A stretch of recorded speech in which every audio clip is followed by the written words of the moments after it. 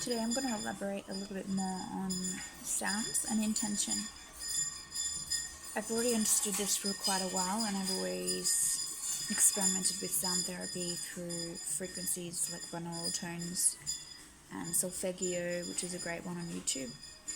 And basically, you use sounds with intention of what you want them to do. So most people will seek out healing with an intention as to what they want to achieve, which is much like any other healing modality. So we usually get what we want out of it. If we go into it thinking that it's not going to be of any benefit because of the experience we've had before with it, most of the time the benefit won't be, as intense as somebody else who's wild about it, they've read about it, and they're like, yes, I'm going to try this.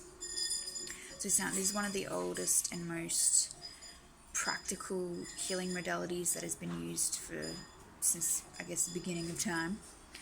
And what will happen is it resonates with your own vibration, and also your intention as to what you want it to heal. So even not using sound as therapy, vibration of sound, such as our voices, movement, light waves even, they have a vibration to them. So whether it's of a love intention or a negative fear-based intention, it'll have that impact on our cells, because our cells encapsulate the sound and the frequency and emotion that comes with it.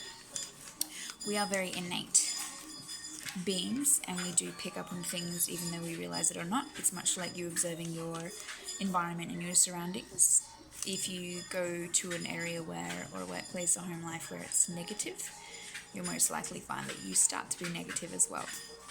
And that is because everyone's intention is to,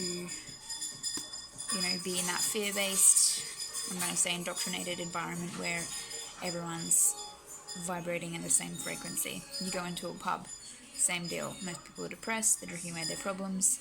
They're going to be pretty much whingers. Or they'll be happy, but, there's a reason why they're drinking. So I want to read this quote that I found that I really, really resonate with, and I feel like it's going to be a mantra of mine from now. In fact, sound or frequency form the basis of our world, and frequency and vibrational medicine is the heart of the world of wellness. Pretty much anything that our cells and our bodies encounter can be corrected with sound, because there's actually a study done on water where a man plays his two different canisters of water. He tells one he loves it, he tells one he hates it, and he plays, a high frequency tones, so even like orchestra type music, whatever, Beethoven. And then the other one, it's like lower, heavy bass, really earthing, really deep, dark grounding music. And the molecular structure under the microscope actually looks, the sad one looks like fungus, looks like there's no life in it. And the other one looks like a snowflake, a crystallized snowflake. It's, I can't think of how many sides it has, but think of a snowflake. And it's happy water. It's containing life. It's containing the intention and the input of love. So what I'm learning about is the fact that these, no matter what, what understanding you have of life, basically the healing modality that I'm using, there's so much noise going on around me and I'm just trying to be focused. The healing modality is that this person that does training has been transcribed by source, or, the consciousness, the body consciousness, with information that are healing codes, and then they are intended with this information that has been received into these sounds that's also been transcribed. So with intention and sound, a lot can be achieved through physical health, mental health, so on and so on. I had to do a realignment for my body again. So I've already had this treatment done, as I said, in July last year. I had to do a realignment yesterday, and I felt like I was being channeled quite a number of times while I was sleeping. And I was just seeing things. I was just like, it's almost as like I was manifesting again, or I was seeing, the positive things that were coming out of what I've been trying to create, but have been held back by, my own mindset. So we all need to correct ourselves on a weekly basis based on our environments, anything we're exposed to on the surface of the skin, based around all of our systems and our fields, our auric fields. There can be a number of different things that can come in contact with us that affect us. So, even dyes and clothes, there's so many different things that will irritate and cause mental strain. Dive into the tissues. I'm getting a really dry throat.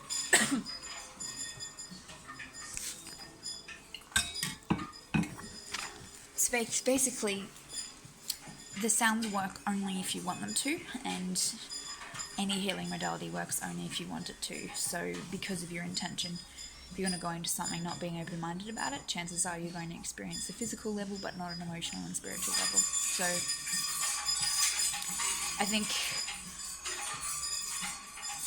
part of even just doing this type of work, I'm only going to be drawing in people who are very much drawn to me by synchronicities and drawn to me by reaching out to, to things and understanding and connecting to what I'm saying. And I'm not so much worried about having to deal with the conflict of people who don't, because it won't affect me. I know that it works, and I cannot wait to start helping people with this, because it's changed my life. And even just yesterday, having a realignment again, I realised that it is important to have it